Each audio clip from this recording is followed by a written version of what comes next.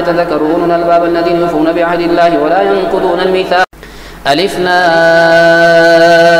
را تلك آيات الكتاب والقرآن المبين. ربما يود الذين كفروا لو كانوا مسلمين ذرهم يأكلوا ويتمتعوا ويلههم الأمل فسوف يعلمون. وما أهلكنا من قرية إلا ولها كتاب معلوم ما تسبق من أمة أجلها وما يستأخرون. وقالوا يا أيها الذين نزل عليه الذكر إنك لمجنون أو ما تأتينا بالملائكة إن كنت من الصادقين. ما ننزل الملائكة إلا بالحق وما كانوا إذا منظرين. إنا نحن نزلنا الذكر وإنا له لحافظون. ولقد أرسلنا من قبلك في شيع الأولين وآتيهم من رسول لا كانوا به يستهزئون. كذلك نسلكه في قلوب المجرمين لا يؤمنون به وقد خلت سنة الأولين. ولو فتحنا عليهم بابا من السماء فظنوا فيه يعرجون لقالوا إنما سكرت أبصارنا بل نحن قوم مسحورون. ولقد جعلنا في السماء بروجا وزيناها للناظرين وحفظناها من كل شيطان رجيم إلا من استرق السمع فأتبعه شهاب مبين. والأرض مددناها وألقينا فيها رواسي وأنبتنا فيها من كل شيء موزون وجعلنا لكم فيها معايش ومن لستم له برازقين. وإن من شيء إلا عندنا خزائنه وما ننزله إلا بقدر معلوم. وأرسلنا الرياح لواقح فأنزلنا من السماء ماء فاسقيناكموه وما أنتم له بخازنين. وإنا لنحن نحيي ونميت ونحن الوارثون. ولقد علمنا المستقدمين منكم ولقد علمنا المستأخرين وإن ربك هو يحشرهم إنه حكيم عليم. ولقد خلقنا الإنسان من صلصال من حمأ مسنون والجان خلقناه من قبل من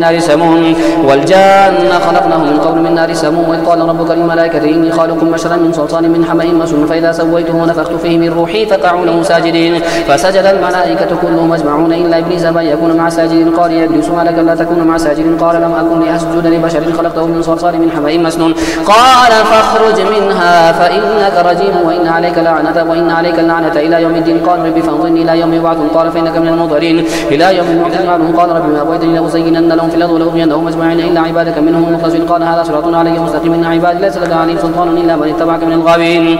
وإن جهنم لموعدهم أجمعين لها 7 أبواب لكل باب منهم جزء مقسوم. إن المتقين في جنات وعيون ادخلوها بسلام آمنين. ونزعنا ما في صدورهم من غل إخوانا على سرر متقابلين لا يمسهم فيها نصب وما هم منها بمخرجين. نبئ عبادي أني أنا الغفور الرحيم وأن عذابي هو العذاب الأليم. ونبئهم عن ضيف إبراهيم إذ دخلوا عليه فقالوا سلاما قال إن منكم وجلون قالوا لا توجل إنا نبشرك بغلام عليم قال أبشرتموني على أن مسني الكبر فبما تبشرون قالوا بشرناك بالحق فلا تكن من القانطين قال ومن يقنط من رحمة ربه إلا الضالون قال فما خطبكم أيها المرسلون قالوا إنا أرسلنا إلى قوم مجرمين إلا آل لوط إنا لمنجوهم أجمعين إلا امرأته قدرنا إنها لمن الغابرين. فلما جاء آل لوط المرسلون قال إنكم قوم منكرون قالوا بل جئناك بما كانوا فيه يمترون واتيناك بالحق وإنا لصادقون. فأسر بأهلك بقطع من الليل واتبع أدبارهم ولا يلتفت منكم أحد وامضوا حيث تؤمرون. وقضينا إليه ذلك الأمر أن دابر هؤلاء مقطوع مصبحين وجاء أهل المدينة يستبشرون قال إن هؤلاء ضيفي فلا تفضحون واتقوا الله ولا تخزون قالوا أولم ننهك عن العالمين قال هؤلاء بناتي إن كنتم فاعلين لعمرك إنهم لفي سكرتهم يعمهون. فأخذتهم الصيحة مشرقين فجعلنا عليها سافلها وأمطرنا عليهم حجارة من سجيل إن في ذلك لآيات للمتوسمين وإنها لبسبيل مقيم في ذلك لآيات للمؤمنين. وإن كان أصحاب الأيكة لظالمين فانتقمنا منهم وإنهما لبإمام مبين. ولقد كذب أصحاب الحجر المرسلين وآتيناهم آياتنا فكانوا عنها معرضين وكانوا ينحتون من الجبال بيوتا آمنين. فأخذتهم الصيحة مصبحين فما أغنى عنهم ما كانوا يكسبون. وما خلقنا السماوات والأرض وما بينهما إلا بالحق وإن الساعة لآتية فاصفح الصفح الجميل إن ربك هو الخلاق العليم. ولقد آتيناك 7 من المثاني والقرآن العظيم لا تمدن عينيك إلى ما متعنا به أزواجا منهم ولا تحزن عليهم واخفض جناحك للمؤمنين وقل إني أنا النذير المبين. كما أنزلنا على المقتسمين الذين جعلوا القرآن عيد فربك لنسألنهم أجمعين عما كانوا يعملون فاصدع بما تؤمر وأعرض عن المشركين إنا كفيناك المستهزئين الذين يجعلون مع الله إلها آخر فسوف يعلمون. ولقد نعلم أنك يضيق صدرك ما يقولون فسبح بحمد ربك وكن من الساجدين واعبد ربك حتى يأتيك اليقين. أتى أمر الله فلا تستعجلوه سبحانه وتعالى عما يشركون. ينزل الملائكة بالروح من أمره على من يشاء من عباده أن أنذروا أنه لا إله إلا أنا فاتقون. خلق السماوات والأرض بالحق تعالى عما يشركون. خلق الإنسان من نطفة فإذا هو خصيم مبين. والأنعام خلقها لكم فيها دفء ومنافع ومنها تأكلون ولكم فيها جمال حين تريحون وحين تسرحون وتحمل أثقالكم إلى بلد لم تكونوا بالغيه إلا بشق الأنفس إن ربكم رؤوف رحيم. والخيل والبغال والحمير لتركبوها وزينة ويخلق ما لا تعلمون وعلى الله قصد السبيل ومنها جائر ولو شاء لهداكم أجمعين. هو الذي أنزل من السماء ماء لكم منه شراب ومنه شجر فيه تسيمون ينبت لكم به الزرع والزيتون والنخيل والأعناب ومن كل الثمرات إن في ذلك لآية لقوم يتفكرون. وسخر لكم الليل والنهار والشمس والقمر والنجوم مسخرات بأمره إن في ذلك لآيات لقوم يعقلون. وما ذرأ لكم في الأرض مختلفا ألوانه إن في ذلك لآيات لقوم يذكرون. وهو الذي سخر البحر لتأكلوا منه لحما طريا وتستخرجوا منه حلية تلبسونها وترى الفلك مواخر فيه ولتبتغوا من فضله ولعلكم تشكرون. وألقى في الأرض رواسي أن تميد بكم وأنهارا وسبلا لعلكم تهتدون وعلامات وبالنجم هم يهتدون. أفمن يخلق كمن لا يخلق أفلا تذكرون. وإن تعدوا نعمة الله لا تحصوها إن الله غفور رحيم. والله يعلم ما تسرون وتعلنون والذين دون من دون الله لا يخلقون شيئا وهم يخلقون أموات غير أحياء وما يشعرون أيان يبعثون. وقال الله لا تتخذوا إلهين اثنين إنما هو إله واحد فإياه فارهبون وله ما في السماوات والأرض وله الدين واصبا أفغير الله تتقون. وما بكم من نعمة فمن الله ثم إذا مسكم الضر فإليه تجأرون ثم إذا كشف الضر عنكم إذا فريق منكم بربهم يشركون ليكفروا بما آتيناهم فتمتعوا فسوف تعلمون. ويجعلون لما لا يعلمون نصيبا مما رزقناهم تالله لا تسألون عما كنتم تفترون. ويجعلون لله البنات سبحانه ولهم ما يشتهون. وإذا بشر أحدهم بالأنثى ظل وجهه مسودا وهو كظيم يتوارى من القوم من سوء ما بشر به أيمسكه على هون أم يدسه في التراب ألا ساء ما يحكمون. للذين لا يؤمنون بالآخرة مثل سوء ولله المثل الأعلى وهو العزيز الحكيم. ولم يؤاخذ الله الناس بظلمهم ما ترك عليها من دابة ولكن يؤخرهم إلى أجل مسمى فإذا جاء أجلهم لا يستأخرون ساعة ولا يستقدمون. ويجعلون لله ما يكرهون وتصف ألسنتهم الكذب أن لهم الحسنى ألا جرم أن لهم النار وأنهم مفرطون تالله لقد أرسلنا إلى أمم من قبلك فزينهم الشيطان أعمالهم فهو وليهم اليوم ولهم عذاب أليم.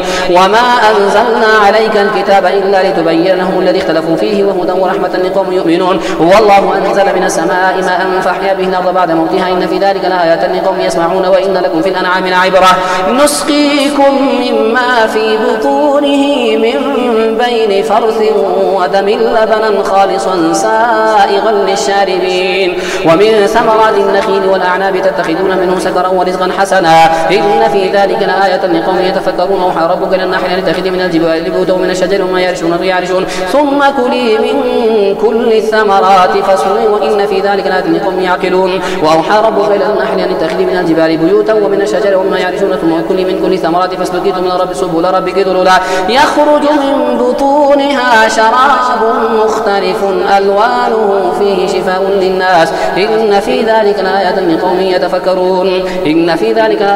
يتفكرون. والله خلقكم ثم يتوفاكم منكم من يرد إلى أرذل العمر لكي لا يعلم بعد علم شيئا إن الله عليم قدير. والله فضل بعضكم على بعض في الرزق فما الذين فضلوا براد رزقهم على ما ملكت أيمانهم فهم فيه سواء أفبنعمة الله يجحدون. والله جعل لكم من أنفسكم أزواجا وجعل لكم من أزواجكم بنين وحفدة ورزقكم من الطيبات أفبالباطل يؤمنون وبنعمة الله هم يكفرون. ويعبدون من دون الله ما لا يملك لهم رزقا من السماوات والأرض شيئا ولا يستطيعون فلا تضربوا لله الأمثال إن الله يعلم وأنتم لا تعلمون. ضرب الله مثلا عبدا مملوكا لا يقدر على شيء ومن رزقناه منا رزقا حسنا فهو ينفق منه سرا وجهرا هل يستوون الحمد لله بل أكثرهم لا يعلمون. وضرب الله مثلا رجلين أحدهما أبكم لا يقدر على شيء وهو كل على مولاه أينما يوجهه لا يأتي بخير هل يستوي هو ومن يأمر بالعدل وهو على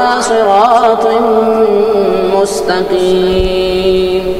ولله غيب السماوات والأرض وما أمر الساعة إلا كلمح البصر هو أقرب إن الله على كل شيء قدير والله أخرجكم من بطون أمهاتكم لا تعلمون شيئا وجعل لكم السمع والأبصار والأفئدة لعلكم تشكرون ألم يروا إلى الطير مسخرات في جو السماء ما يمسكهن إلا الله إن في ذلك لآيات لقوم يؤمنون والله جعل لكم من بيوتكم سكنا وجعل لكم من جلود الأنعام بيوتا تستخفونها يوم ظعنكم ويوم إقامتكم ومن أصوافها وأوبارها وأشعارها أثاثا ومتاعا إلى حين والله جعل لكم مما خلق ظلالا وجعل لكم من الجبال أكنانا وجعل لكم سرابيل تقيكم الحر وسرابيل تقيكم بأسكم كذلك يتم نعمته عليكم لعلكم تسلمون فإن تولوا فإنما عليك البلاغ المبين يعرفون نعمة الله ثم ينكرونها وأكثرهم الكافرون ويوم نبعث من كل أمة شهيدا ثم لا يؤذن للذين كفروا ولهم يستعتبون وإذا رأى الذين ظلموا العذاب فلا يخفف عنهم ولا هم ينظرون وإذا رأى الذين أشركوا شركاءهم قالوا ربنا هؤلاء شركاؤنا الذين كنا ندعو من دونك فألقوا إليهم القول إنكم لكاذبون والقوا إلى الله يومئذ السلام وضل عنهم ما كانوا يفترون الذين كفروا وصدوا عن سبيل الله زدناهم عذابا فوق العذاب ما كانوا يفسدون ويوم نبعث في كل أمة شهيدا عليهم من أنفسهم وجئنا بك شهيدا على هؤلاء ونزلنا عليك الكتاب تبيانا لكل شيء وهدى ورحمة وبشرى للمسلمين إن الله يأمر بالعدل والإحسان وإيتاء ذي القربى وينهى عن الفحشاء والمنكر والبغي يعظكم لعلكم تذكرون وفوا بعهد الله إذا عاهدتم ولا تنقضوا الأيمان بعد توكيدها وقد جعلتم الله عليكم كفيلا إن الله يعلم ما تفعلون ولا تكونوا كالذين قضت غزلها من بعد قوة أنكاثا تتخذون أيمانكم دخلا بينكم أن تكون أمة هي أربى من أمة إنما يبلوكم الله به وليبينن لكم يوم القيامة ما كنتم فيه تختلفون ولو شاء الله لجعلكم أمة واحدة ولكن يضل من يشاء ويهدي من يشاء ولتسألن عما كنتم تفترون ولتسألن عما كنتم تعملون ولا تتخذوا أيمانكم دخلا بينكم فتزل قدم بعد ثبوتها وتذوقوا السوء بما صددتم عن سبيل الله ولكم عذاب عظيم ولا تشتروا بعهد الله ثمنا قليلا إنما عند الله هو خير لكم إن كنتم تعلمون ما عندكم ينفد وما عند الله باق ولنجزين الذين صبروا أجرهم بأحسن ما كانوا يعملون من عمل صالحا من ذكر أو أنثى وهو مؤمن فلنحيينه حياة طيبة ولنجزينهم أجرهم بأحسن ما كانوا يعملون فإذا قرأت القرآن فاستعذ بالله من الشيطان الرجيم إنه ليس له سلطان على الذين آمنوا وعلى ربهم يتوكلون إنما سلطانه على الذين يتولونه والذين هم به مشركون وإذا بدلنا آية مكان آية والله أعلم بما ينزل قالوا إنما أنت مفتر بل أكثرهم لا يعلمون قل نزله روح القدس من ربك بالحق ليثبت الذين آمنوا وهدى وبشرى للمسلمين ولقد نعلم أنهم يقولون إنما يعلمه بشر لسان الذي يلحدون إليه أعجمي وهذا لسان عربي مبين إن الذين لا يؤمنون بآيات الله لا يهديهم الله ولهم عذاب أليم إنما يفتري الكذب الذين لا يؤمنون بآيات الله وأولئك هم الكاذبون من كفر بالله من بعد إيمانه إلا من أكره وقلبه مطمئن بالإيمان ولكن من شرح بالكفر صدرا فعليهم غضب من الله